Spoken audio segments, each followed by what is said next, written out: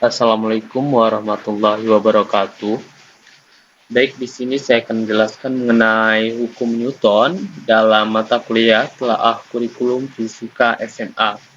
Baik, sebelumnya perkenalkan, nama saya Ambil Sastra, NIM A1C3181006 dari Program Studi Pendidikan Fisika Universitas Jambi, Fakultas Keguruan dan Ilmu Pendidikan.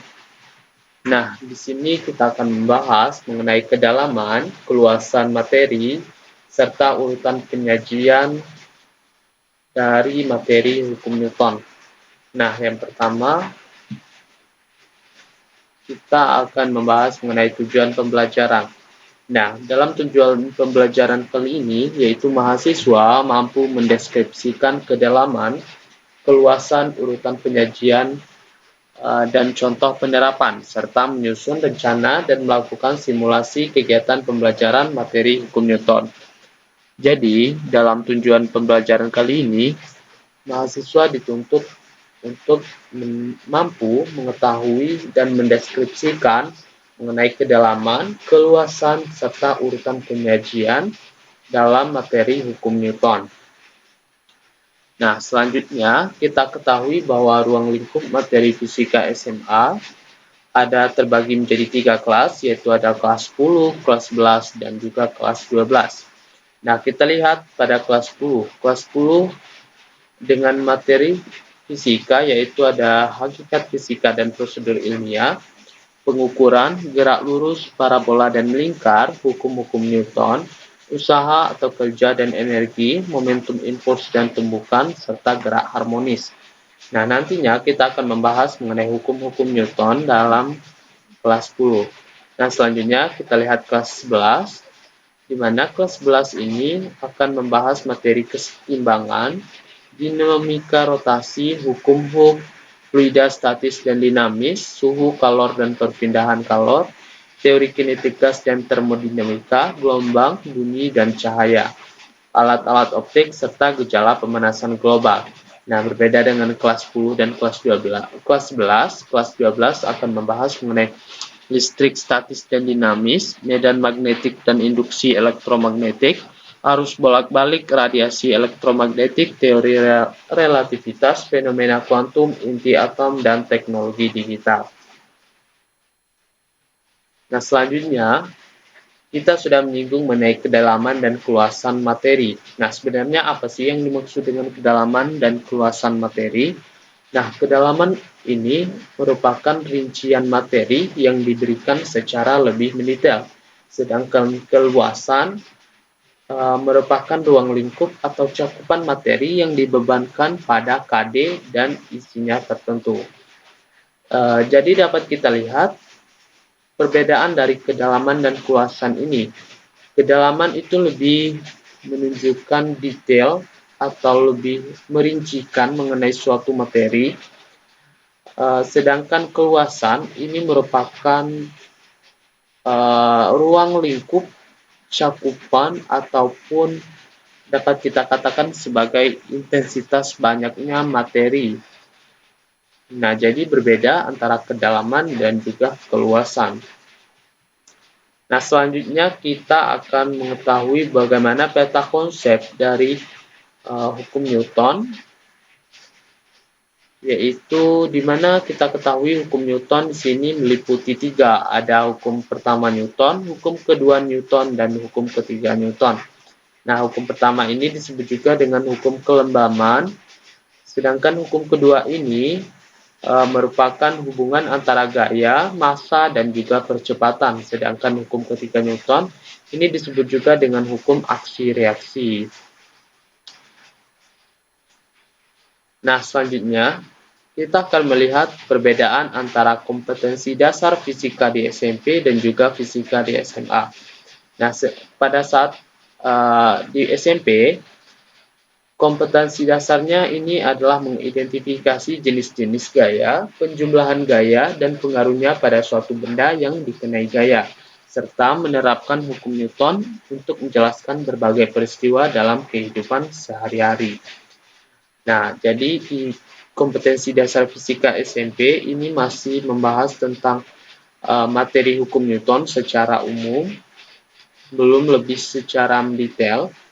Nah, untuk materinya yaitu adalah gaya, di mana gaya ini akan dibahas mengenai macam-macam gaya, gaya gesek, penjumlahan gaya, serta pengaruh dan juga penerapan gaya. Dan juga akan disinggung mengenai hukum Newton, hukum 1 Newton, hukum 2 Newton, dan juga hukum 3 Newton. Nah, berbeda dengan SMP, untuk kompetensi dasar fisika SMA, ini akan menganalisis interaksi gaya serta hubungan antara gaya, massa, dan gerakan benda pada gerak lurus, melakukan percobaan, dan juga melakukan presentasi hasil terkait interaksi gaya serta hubungan gaya, massa, dan percepatan dalam gerak lurus serta makna fisisnya. Untuk materinya, jenis-jenis gaya, hubungan antara gaya, massa, dan percepatan, katrol, dan juga penerapan hukum Newton dalam bidang, dan juga katrol. Nah, dapat kita lihat antara KD Fisika dan KD Fisika SMA dan juga KD Fisika SMP ini berbeda. Di SMA kita akan membahas lebih rinci mengenai hukum Newton, sedangkan di SMP ini kita masih membahas mengenai hukum Newton secara umum atau juga masih dalam membahas konsep hukum Newton dalam kehidupan sehari-hari. Nah, selanjutnya yaitu adalah urutan penyajian materi hukum Newton. Nah, di sini saya lihat dari buku dari beberapa sumber, yaitu urutan penyajian materi hukum Newton. Yang pertama adalah GLB dan juga GLBB. Selanjutnya adalah gerak melingkar, dan yang ketiga adalah hukum Newton pada dinamika partikel, dan yang terakhir adalah gerak vertikal. Nah, yang pertama kita akan bahas mengenai gerak lurus, yaitu di sini meliputi gerak lurus beraturan dan juga gerak lurus berubah beraturan. Nah, gerak lurus sendiri merupakan gerak yang lintasannya berbentuk lurus. Nah, gerak lurus ini untuk gerak lurus beraturan ini merupakan gerak benda pada lintasan lurus dengan kecepatan yang tetap atau tanpa percepatan. Jadi, gerak lurus beraturan ini atau kita kenal dengan GLB merupakan gerak benda dalam lintasan yang lurus serta memiliki kecepatan yang konstan, artinya tidak ada perubahan kecepatan atau percepatan. Nah, untuk sehingga rumus gerak lurus itu sendiri adalah V sama dengan S per T, di mana V adalah kecepatan, S jarak, dan T adalah waktu. Nah, berbeda dengan gerak lurus beraturan, gerak lurus berubah beraturan ini merupakan gerak lurus suatu benda yang kecepatannya berubah karena adanya percepatan tetap. Maksud percepatan tetap ialah percepatan selalu sama terhadap waktu. Karena adanya percepatan, rumus jarak yang ditempuh tidak lagi linear melainkan kuadratik. Jadi berbeda dengan gerak lurus beraturan, GLBB ini merupakan gerak yang memiliki suatu percepatan yang tetap, ya, artinya tidak memiliki kecepatan yang konstan. Nah, sehingga rumus GLBB ini dapat kita lihat. Nah, selanjutnya adalah gerak melingkar. Gerak melingkar merupakan gerak suatu benda yang membentuk lintasan berupa lingkaran mengelilingi suatu titik tetap agar suatu benda dapat bergerak melingkar. Ia membutuhkan adanya gaya yang selalu membelokkannya menuju pusat lintasan lingkaran. Gaya ini dinamakan gaya sentripetal. Nah, dapat kita lihat ini adalah contoh dari penerapan gerak melingkar dalam kehidupan sehari-hari. Dapat kita lihat gerakan melingkar ini mengitari satu titik tetap di tengahnya dan juga memiliki frekuensi periode dan juga banyaknya putaran. Nah, sedangkan gaya yang membelokkan gerakan ini yaitu dinamakan gaya sentripetal. Nah, selanjutnya ada hukum Newton. Hukum Newton ini merupakan hukum yang menggambarkan hubungan antara gaya yang bekerja pada suatu benda dan gerak yang disebabkannya. Hukum gerak ini merupakan fondasi mekanika klasik yang dijabarkan dalam 3 hukum fisika. Nah, sesuai dengan namanya, hukum Newton dikemukakan oleh seorang ahli fisika, matematika, dan filsafat dari Inggris yang bernama Sir Isaac Newton. Pada tahun 1643 sampai 1722. Ia menemukan hukum gravitasi, hukum gerak, kalkulus teleskop, pantul, dan spektrum. Yang pertama adalah hukum 1 Newton. Hukum 1 Newton ini berbunyi jika resultan gaya yang bekerja pada benda sama dengan 0, maka benda yang mula-mula diam akan tetap diam. Benda yang mula-mula bergerak lurus beraturan akan tetap lurus beraturan dengan kecepatan tetap. Jadi dapat kita lihat hukum 1 Newton ini mengatakan bahwa benda yang cenderung diam akan tetap diam, sedangkan benda yang bergerak akan tetap bergerak.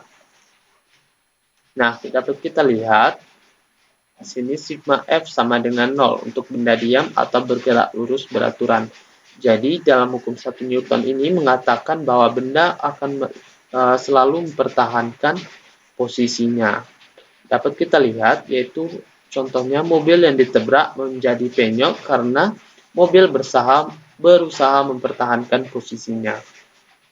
Dan contoh lainnya adalah mobil berjalan normal sehingga ketika direm mendadak posisi pengendaranya akan sedikit condong ke depan.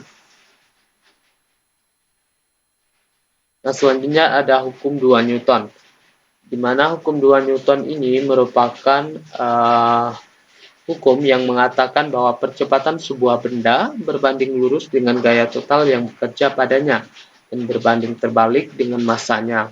Arah percepatan sama dengan arah gaya total yang bekerja padanya.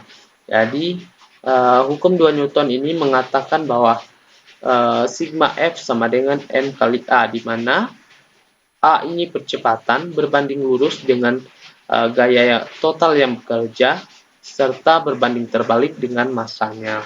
Artinya, semakin besar masanya, maka percepatannya juga akan semakin kecil.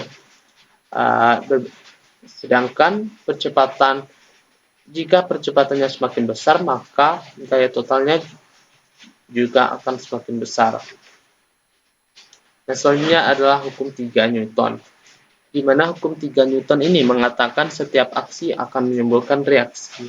Jika suatu benda memberikan gaya pada benda yang lain, maka benda yang terkena gaya akan memberikan gaya yang besarnya sama dengan gaya yang diterima dari benda pertama, tetapi arahnya berlawanan. Jadi kita kenal dengan hukum 3 Newton ini sebagai hukum aksi dan reaksi, di mana F aksi sama dengan min F reaksi. Nah, dapat kita lihat contohnya, misalkan F aksinya ke bawah, maka F reaksinya akan berlawanan arah, sehingga F reaksi akan ke atas. Nah, selanjutnya adalah gerak vertikal. Gerak vertikal ini merupakan gerak yang dilakukan terhadap sumbu Y. Artinya gerak ini bisa dilakukan ke bawah maupun ke atas. Dapat kita lihat contohnya ketika bola dilemparkan ke atas dan kembali ke bawah. Nah, sehingga rumusnya adalah ini, PT sama dengan V0 kurang G kali T, sedangkan PT kuadrat sama dengan V0 kuadrat dikurang 2 kali G kali H. Sedangkan H sama dengan V0 kali T kurang setengah GT kuadrat. Nah, selanjutnya ya demikianlah pembahasan kita kali ini mengenai kedalaman, keluasan, dan urutan penyajian hukum Newton.